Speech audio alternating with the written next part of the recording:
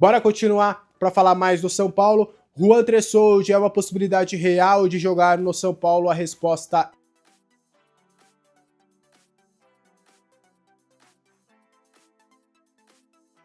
Pausa de 5 segundos para pedir a sua ajuda ao nosso canal com o seu like e se inscrever se ainda não for um inscrito. Então, para a gente fechar a nossa pauta de hoje no nosso boletim da manhã, questão do Lucas Ferreira, né? A possível venda do Lucas Ferreira e o São Paulo, caso essa venda se concretize, ficará com 80% do total, valor 80% do valor total da operação da venda do Lucas Ferreira para o Shakhtar Donetsk da Ucrânia. A oferta dos europeus para comprar o Lucas Ferreira é de 10 milhões de euros, pouco mais de 63 milhões de reais, mas o São Paulo tem apenas 80% dos direitos econômicos do jogador e fica com 8 milhões, cerca de 50,5 milhões de reais, de acordo com a cotação atual. Os outros 20% do valor total da operação ficam com o Boa Vista, o outro detentor dos direitos econômicos de Lucas Ferreira. O São Paulo ainda pode receber um bônus de 2 milhões de euros, cerca de 12 milhões de reais, caso o Lucas Ferreira ajude a classificar o Shakhtar Donetsk para a Champions League na próxima temporada. E a provável venda também vai deixar o tricolor com o direito de receber 10% do lucro em uma próxima negociação de Lucas Ferreira. Ou seja, se o atacante for vendido no futuro por mais de 10 milhões de euros, o São Paulo recebe 10% do valor excedente, é a famosa mais-valia. Então, uma atualização, né, JP, sobre esses valores. A gente fala muito, né, falou muito sobre aquela frase do Rogério Ceni de que tem que vender por pelo menos 10 milhões. Na prática, até a proposta é essa, né, 10 milhões, mas o São Paulo está levando 8. Então, para mim, a crítica ainda se aplica a esses valores da venda do Lucas Ferreira para o Shakhtar Donetsk. Claro que tem metas, tem bônus, São Paulo pode pingar um dinheiro a mais, tem o mecanismo de solidariedade se ele sair em outro momento também, tem a mais-valia e tudo mais. Só que ainda assim é um valor baixo, pelo que a gente espera, pelo que sabe que o Lucas Ferreira pode entregar, ainda assim é um valor baixo. Você concorda? Concordo. Acho que o São Paulo mais uma vez desvaloriza um atleta que subiu da base. Acho que mais uma vez o clube mostra que não tá com poder de barganhar, porque qualquer time que chega oferecendo uma grana um pouquinho melhor, o São Paulo vai e vende. Acho que tem o efeito da Copa do Brasil também. O São Paulo contava com o dinheiro da classificação, contava talvez aí com bilheteria na próxima fase, enfim, mas não é por isso que você tem que vender a qualquer preço. 10 milhões de euros é um valor legal? É um valor até legal, mas o Lucas Ferreira, primeiro que o São Paulo não tem 100%, vai ficar com 8 milhões de euros, e também tem a situação que o Lucas Ferreira foi, desses meninos que subiram, né, da base para o profissional, foi o que mais atuou como titular no time principal. Então, isso teoricamente deveria ter valorizado o atleta. Ele fez gol em Libertadores, foi titular em Libertadores, titular em Campeonato Brasileiro, enfim, é um cara que teve um certo destaque aí com o Zubeldia, e mesmo que eles não tá atuando, né, mesmo que ele não esteja atuando com o Crespo agora, eu acho que o São Paulo precisa enxergar a valorização nesse menino. Por mais que ele esteja num momento que não é legal, não tá conseguindo atuar com o Crespo, não deve estar treinando no nível dos demais, né? E por isso que não tá tendo tanta chance. Ele entrou só contra o Internacional no final do jogo, mas não tá ganhando muita chance. Me parece que o Crespo não tá ainda... não ficou tão fã assim do Lucas Ferreira. Não acho que seja algo pessoal, mas ele vai colocar quem tá treinando melhor e, naturalmente, o Lucas Ferreira provavelmente não está entre os melhores do treino, né? E aí não ganha oportunidades dentro do jogo, mas ainda assim acho que o São Paulo deveria valorizar mais o atleta. Ele fez uma grande copinha, teve uma grande participação na base, jogou muitos jogos no profissional, foi um dos principais jogadores da primeira parte da temporada, então eu acho que 10 milhões de euros ainda fica abaixo, ainda mais se você tem 80%. Ó, informação em tempo real, hein? Informação em tempo real que acabou de ser publicada pelo o nosso Gabriel Sá. Tá sempre ligado, estava ligado aqui no programa também, e acaba de publicar essa informação também no seu perfil do X, antigo Twitter, eu ainda chamo de Twitter. O Shakhtar oficializou nas últimas horas a oferta de 10 milhões de euros por Lucas Ferreira, mas o São Paulo observa a concorrência do mercado. Conforme trouxe o Éder Traskini do UOL, o Olympiacos da Grécia sinalizou interesse pelo jogador ainda na sexta-feira e deve formalizar uma oferta. Outro clube que tem interesse em Lucas Ferreira é o Cruzeiro, que já tentou pagar a multa do jogador antes dele renovar com o São Paulo. Observando as movimentações, o São Paulo tende a subir a pedida. E aí, então, tem essa nova informação de agora. O Gabriel só acabou de publicar isso. Ele até me avisou. Estou publicando a informação, segura aí. Demorou. Então vamos lá, colocamos no ar.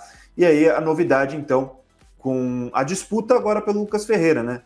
Pode ser, tá caindo no colo do São Paulo uma oportunidade de aumentar o preço, né? Como informou aqui o nosso Gabi. A disputa pelo jogador é óbvio que não vai vender por qualquer preço, né? Aí pode ter um pouco mais de poder de negociação. Mas a informação então é essa: Olympiacos e Shakhtar disputando a contratação lá fora, e o Cruzeiro ainda interessado. A gente lembra que o Cruzeiro já quis pagar a multa então do Lucas Ferreira antes dele fazer essa última renovação de contrato. Jogador disputado no mercado, aí é a oportunidade que o São Paulo tem de jogar o preço lá para cima, né, JP? De não fazer besteira. É fato, né? Porque o São Paulo é aquilo, né? Situação financeira do clube, o São Paulo nadando contra a maré o tempo inteiro, é uma dívida que só aumenta, o São Paulo não consegue melhorar a sua situação financeira, parece que não consegue sair daquele buraco, né? Só se afunda ainda mais. Parece que tenta sair e nisso cava um buraco ainda mais fundo, então o São Paulo não consegue sair disso e novamente vai sobrar para um talento da base, para um menino da base.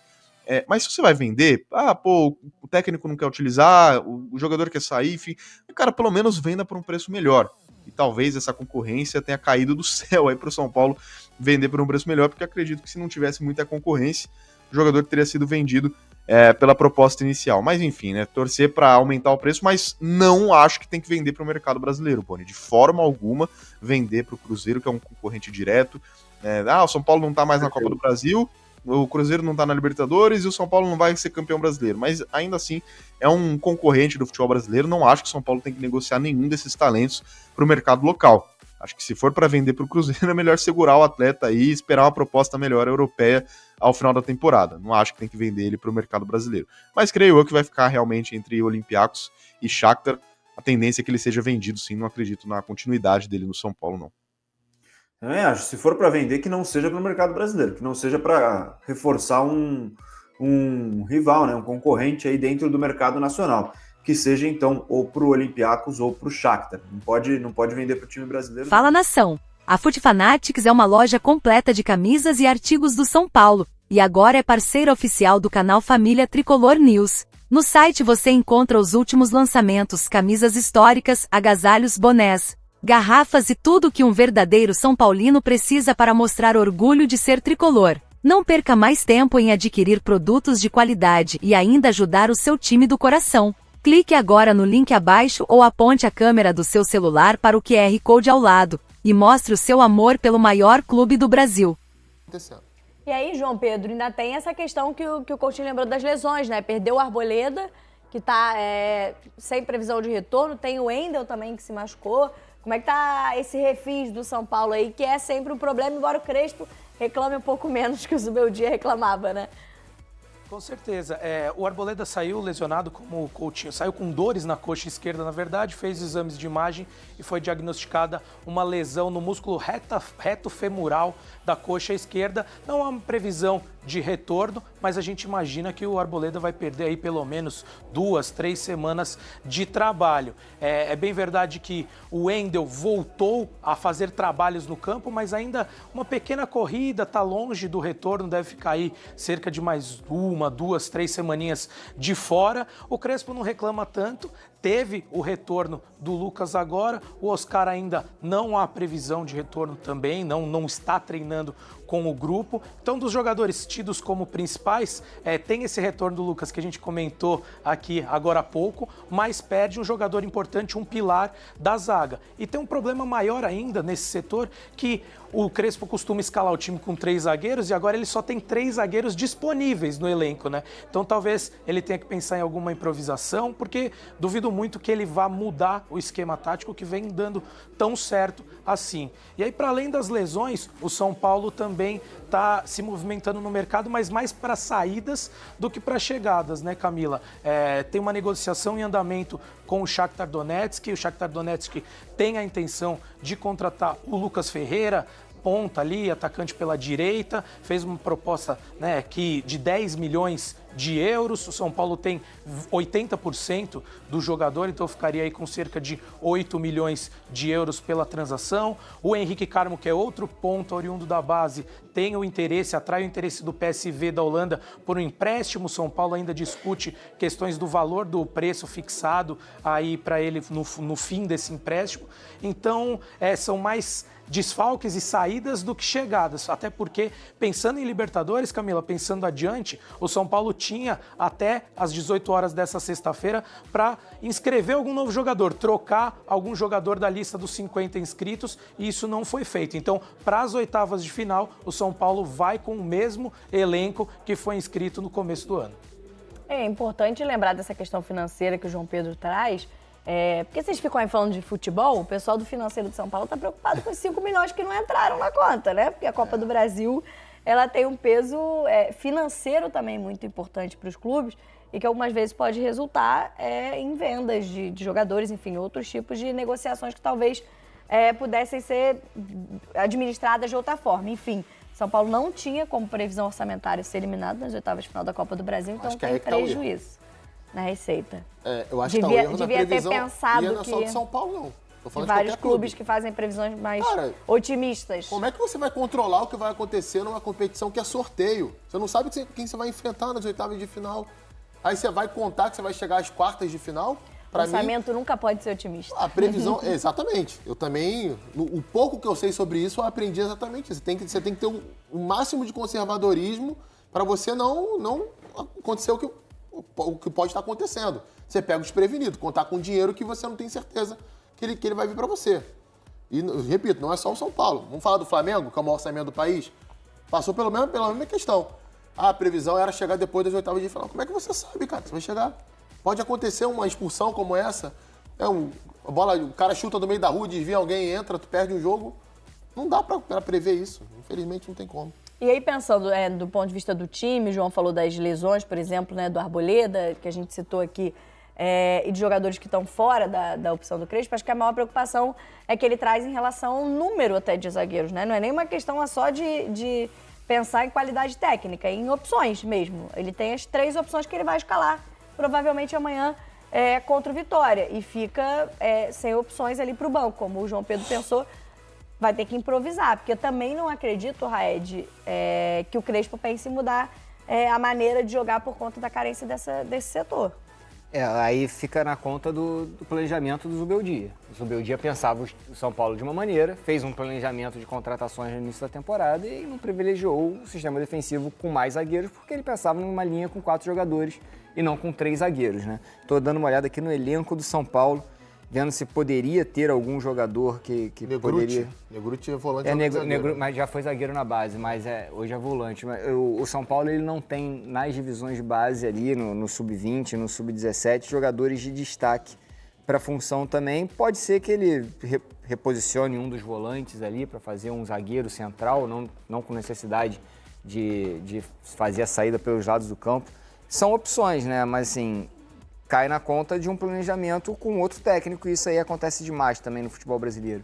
Você faz um planejamento de uma temporada com um técnico que pensa o time de uma maneira, chega no meio da temporada, você troca o técnico e esse técnico tem que fazer ajustes o tempo inteiro. Tô até dando uma olhada aqui no elenco do Sub-20 do São Paulo para ver se eu não estou falando nenhuma besteira.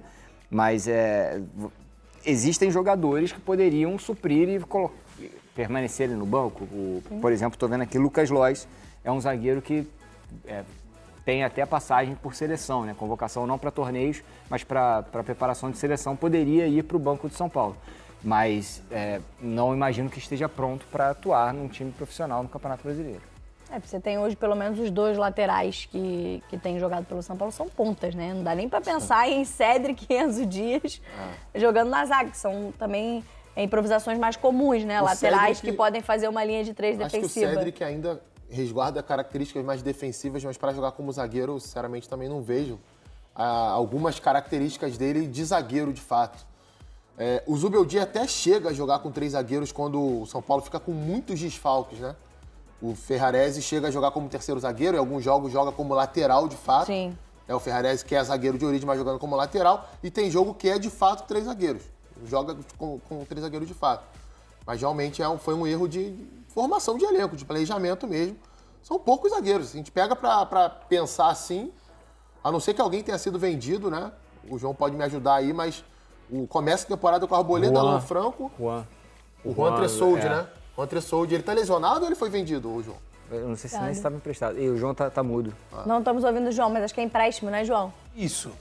Exatamente, o empréstimo dele acabou no meio desse ano, no dia 1º de julho, ele retornou ao Sassuolo. Havia até o interesse do São Paulo em progredir, em seguir com ele, mas não houve um acordo com o time da Itália e o empréstimo não conseguiu ser prorrogado. A questão do Cédric que o Coutinho mencionou é o famoso cobertor curto, né, Coutinho? Porque o São Paulo também não tem tantas opções assim na lateral direita. Então, se o Cédric for escolhido para ser improvisado, o São Paulo só tem o Mike pela direita, que é um jogador, que é um lateral que acabou de subir do Sub-20, fez seu primeiro jogo contra o Atlético Paranaense, inclusive no jogo de ida da Copa do Brasil, pelo time profissional. Então tem essa questão também, o Crespo tem que ir se ajeitando. E Camila, mais uma das saídas que eu esqueci de comentar quando eu falei aqui anteriormente, é a do goleiro Jandrei. O Juventude o procurou já no começo desse ano, tentou o contrato por empréstimo dele, ele naquela ocasião não se mostrou muito interessado, o Juventude continuou conversando, procurando, falando com o seu staff. A chegada do Thiago Carpini intensificou essa procura do Juventude pelo Jandrei, e agora o goleiro topou, deu sinal verde para o clube de Caxias de que tem o interesse de ir para o Juventude, atrás de mais minutos. Ele quer reserva do Rafael no São Paulo, então ele deu sinal verde, e agora o São Paulo e o Juventude ajustam aí as últimas questões para que o Jandrei vá por empréstimo para o Juventude. O São Paulo, né, tem até a data de ontem, no caso, né, que já passou às 6 da tarde, para inscrever novos jogadores para as oitavas da Libertadores. O Gonzalo Tapia e o Luan devem entrar na lista nos lugares de Matheus Alves e Igor Vinícius, que já deixaram o clube, tá? Informação que o GE trouxe, né, já passou aí, né, o prazo de inscrição. Segundo o GE, as mudanças que devem acontecer, né, que não são novas notícias sobre isso, é o Tapia e o Luan entrar no lugar de Matheus Alves e Igor Vinícius, né? Esses dois jogadores devem ter sido já inscritos aí, informação do Globoesporte.com, tá bom? Aí o que acontece? Tem um ponto que é muito importante e é até meio confuso. O São Paulo tá em busca de um zagueiro. O Arnaldo Ribeiro trouxe informação que a gente repercutiu ontem, que é o seguinte: o São Paulo tava aí, né, cara, urgente, querendo trazer um jogador, um zagueiro até segunda, né, mais ou menos aí, querendo trazer um jogador pra zaga. Já tinha essa carência antes, e depois com a Arboleda se machucou, mas essa carência só aumentou. Ficou mais escancarada ainda a necessidade de trazer mais um zagueiro. O que acontece? Informação importante aqui do blog do São Paulo. Olha só esse aqui, ó. O São Paulo não precisa ter tudo acertado com o jogador até às 6 horas da tarde de ontem para inscrever na Libertadores. O clube precisa apenas declarar uma pré-inscrição. Feito isso, o prazo para resolver toda a documentação é até às 2 horas da tarde de segunda-feira. Ou seja, o novo zagueiro não precisa ser contratado até ontem às 6 da tarde. Tá? Então o negócio é o seguinte: até às 6 da tarde de ontem, o São Paulo pode fazer o seguinte: ó, como é bom, tô negociando com tal jogador aqui, estamos negociando para contratar ele e quero fazer uma pré-inscrição. Não estamos 100% fechados ainda, mas estamos aí, né, caminhando para contratar o jogador. O São Paulo vai, pega esse jogador, faz uma pré-inscrição na Comebol e pode, né, cara, resolver toda a documentação desse jogador até as 2 horas da tarde de segunda-feira, né, que é o dia que antecede o jogo contra o Atlético Nacional, né? Então, o São Paulo pode fazer isso, mas essa pré-inscrição tem que ter feito ontem até 6 da tarde. Será que fez? Não sei. Acho difícil que o São Paulo vai conseguir trazer um zagueiro até segunda-feira, né? Até porque para trazer jogador tem que ter feito uma pré-inscrição, né? Declarar uma pré-inscrição até as 6 da tarde de ontem, entendeu? Aí você pode escrever, né? Resolver toda a documentação do jogador até segunda, 2 da tarde. Deu para entender, né? Deu para entender, expliquei para vocês, acho que deu para vocês entenderem. É meio confuso, mas acho que deu para vocês entender, né? Enfim, só que para isso o São Paulo já tem que estar negociando com o jogador, né? E ter feito essa pré-inscrição aí. Não sei se o São Paulo fez essa pré-inscrição ou não. Quem sabe que o São Paulo tá no mercado aí em busca de um novo zagueiro, né? Aí o que acontece? Segundo o blog do São Paulo, o Tricolor buscou informações e chegou até a abrir negociações com Rafael Tolói. Porém, o negócio não o negócio não desenrolou, né? Tinha saído informação já do GE, né, que o São Paulo tinha feito ali uma sondagem pelo Rafael Tolói, né? E agora o blog traz São Paulo abriu negociações com o Tolói, mas acabou que o negócio aí não desenrolou, né? Enfim, tinha saído informações algumas semanas atrás de que o Rafael Tolói tinha recebido ofertas da Arábia Saudita, né? De alguns mercados aí que pagam muito bem. Como o São Paulo tem um FDIC, tem dificuldade financeira, imagino eu que o negócio não desenrolou por causa do salário. Eu acho que é isso. Porque quando é o São Paulo, a gente sabe muito bem como é que é as coisas, né? Entendeu? Quando o São Paulo quer um jogador que consegue contratar, a gente sabe que é porque o São Paulo não pode gastar dinheiro com o jogador por causa do FDIC. E no caso do Tolói, que tá livre no mercado, né? Não tem que pagar nada, né? Só foi um exemplo que eu dei. No caso do Tolói, me parece muito claro que não desenrolou por causa do salário. Provavelmente, o São Paulo fez uma proposta para ele e ele não gostou dos valores, né? Já que também tem outros times da Arábia, né? Outros mercados que pagam mais de olho nele. Então, imagino que deve ter sido isso que aconteceu. Imagino, baseado aí, né, cara, nessa informação inicial que o Tolói interessa a outros mercados, sabendo a dificuldade que o São Paulo tem, entendeu? Tem limite ali na folha do São Paulo do que pode pagar para algum jogador e o que não pode. Então, imagino com essas informações que deve ter algo relacionado a salário. Por isso, não desenrolou aí, né, cara? Assim, o Rafael Tolói tem 30 e poucos anos, nem sei se ele é o nome ideal. Também agora convenhamos, né, cara? Não tem nome ideal porra nenhuma.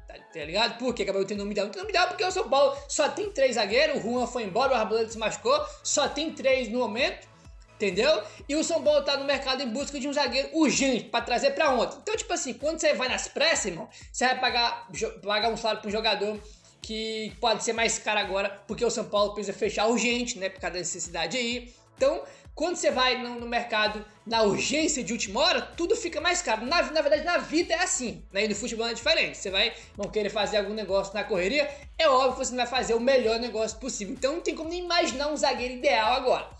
Agora é ver o que o São Paulo vai fazer aí, né? Aí, por exemplo, né? Só pra gente... Que eu falei da pré-inscrição, por exemplo, São Paulo negociando com... Um exemplo só, né? Pra quem não entendeu. São Paulo negociando com o Rafael Tolói. São Paulo vai lá, faz uma pré-inscrição, né, declara uma pré-inscrição na Comebol. Tô negociando com o Rafael Tolói, né, quero fazer aqui uma pré-inscrição. Você faz essa pré-inscrição, declara isso, né, aí pode, né, cara, resolver toda a documentação dele até segunda às 2 da tarde, né, só pra deixar claro aí. Mas não vai ser o Tolói, né, porque o negócio não deu, só tá dando um exemplo aqui pra vocês entenderem melhor aí nesse negócio sobre inscrever jogador até segunda-feira. Belezinha?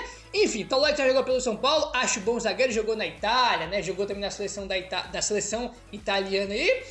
Mas, sei lá, não sei se me anima muito esse negócio aí do Rafael Tolói não. Mas o fato é que o São Paulo tentou, mas o negócio não foi pra frente, né? Enfim, quero ver só o que o São Paulo vai fazer aí. Eu acho, palpite, conhecendo a diretoria do São Paulo, acho que não vai conseguir trazer um zagueiro até segunda-feira. Eu acho, não é só achismo aí, mas vamos torcer por estar errado e o São Paulo trazer, porque precisa e muito de um zagueiro. Já precisava antes, agora sem um Arboleda, irmão, agora ferrou de vez. O Arboleda vai ficar aí de 2, 3 a 4 semanas desfalcando São Paulo. Os 2 jogos mais importantes do ano é contra o Atlético Nacional e ele já tá confirmado fora.